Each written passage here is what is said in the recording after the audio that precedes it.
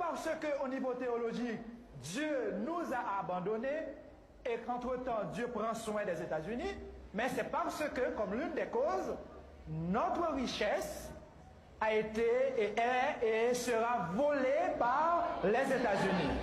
C'est clair, Dieu ne nous a pas abandonnés.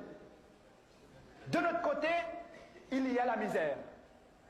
Dieu, s'il nous aime, s'il ne nous abandonne pas, il ne saurait tolérer cette misère. Nous sommes les enfants de Dieu.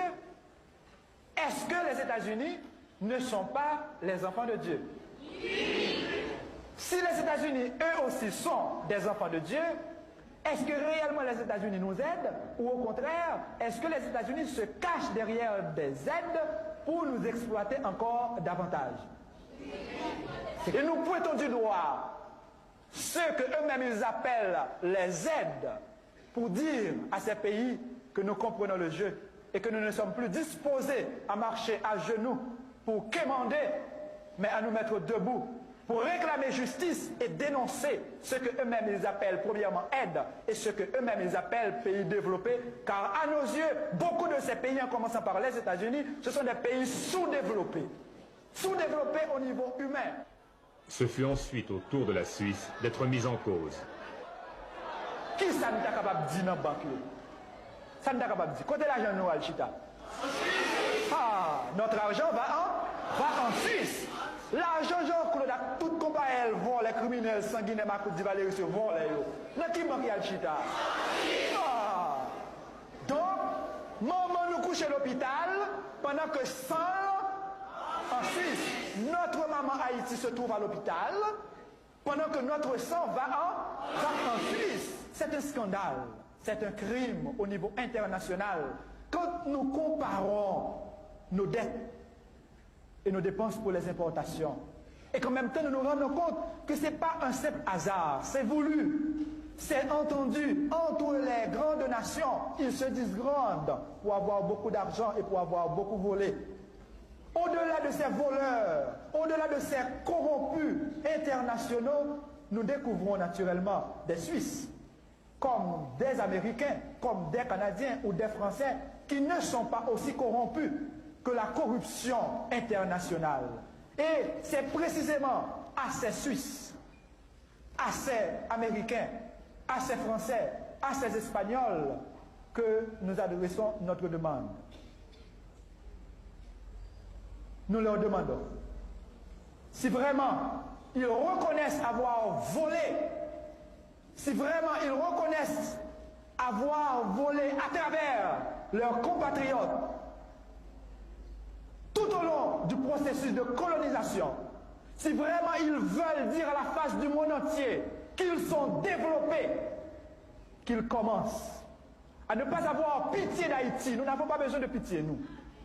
Qu'ils commencent à ne pas avoir pitié de nous, mais à reconnaître le droit que nous avons, droit de récupérer un peu de ce qu'ils ont volé.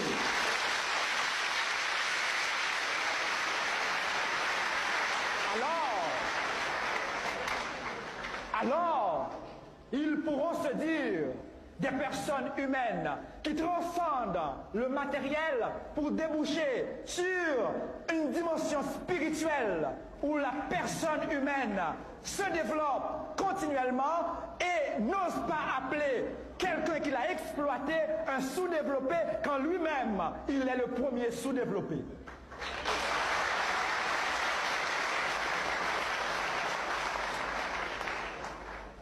Que notre argent qui se trouve dans les banques suisses,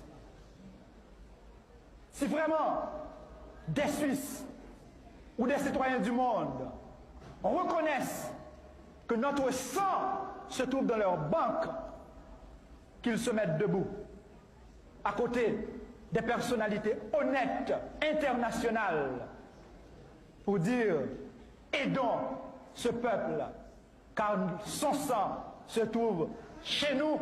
Ça aurait été une honte internationale de laisser circuler dans nos veines le sang d'un pays appauvri.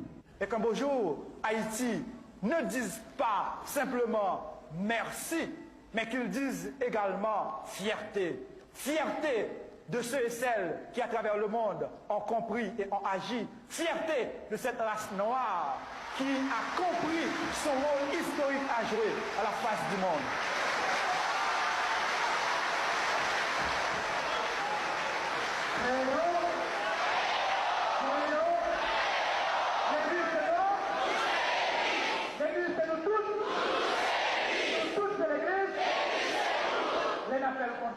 D'arriver ici, Jean Montevideo là, ou non papa, à Philippe là, à Blaise de Fer.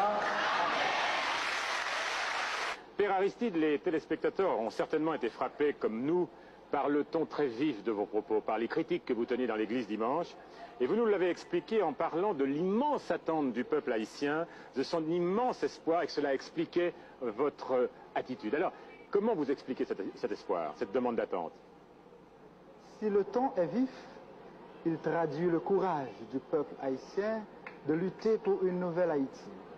Si le ton est vif, il traduit la fierté du peuple de savoir qu'elle est exploitée, mais de continuer à lutter pour transformer les structures, pour opérer des changements fondamentaux au cœur du pays, où, à partir de son courage et de sa fierté, il pourra instaurer un monde en Haïti.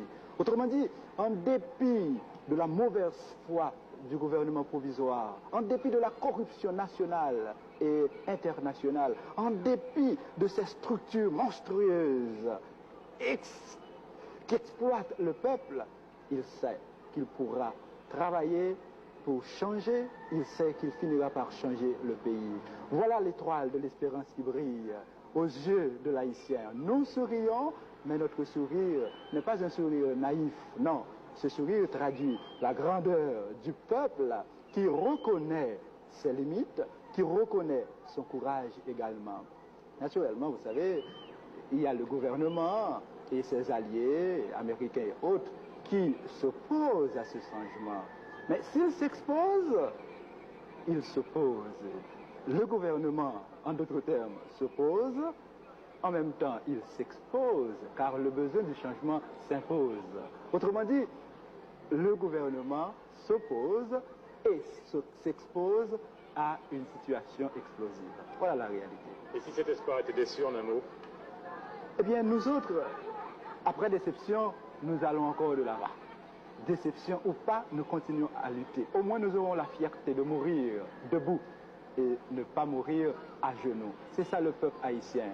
Nous étions esclaves, nous reconnaissons encore aujourd'hui l'aide internationale, les pays étrangers comme le gouvernement provisoire veulent nous maintenir dans l'esclavage, mais nous refusons de mourir esclaves. Il faut mourir libre. Mourir libre veut dire je donne mon sang pour irriguer la terre haïtienne. Je donne ma parole, moi-même, qui deviendra, si vous voulez, mon corps deviendra une espèce d'engrais pour alimenter le pays, pour alimenter tout un peuple. C'est ça notre fierté.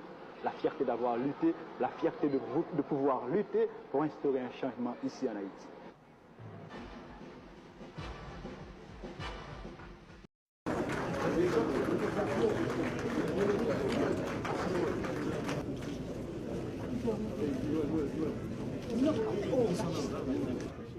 Veuillez nous les lectures des articles de la Constitution en vigueur. Lecture 2 à l'ordre du jour. Discours. Monsieur le député Jean-Gabriel Lionel. Charles-Lénine Hervé.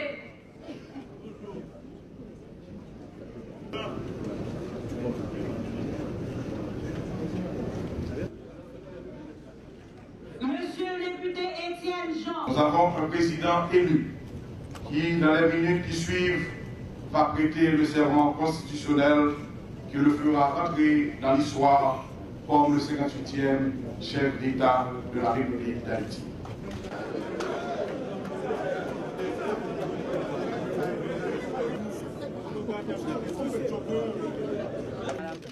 Fidèlement, la Constitution et les lois de la République.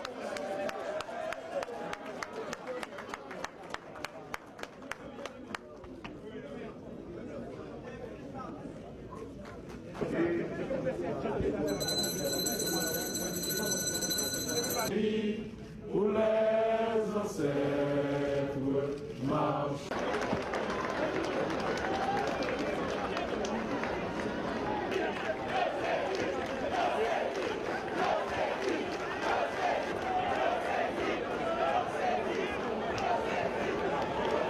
l'état de droit, au renforcement des institutions du pays.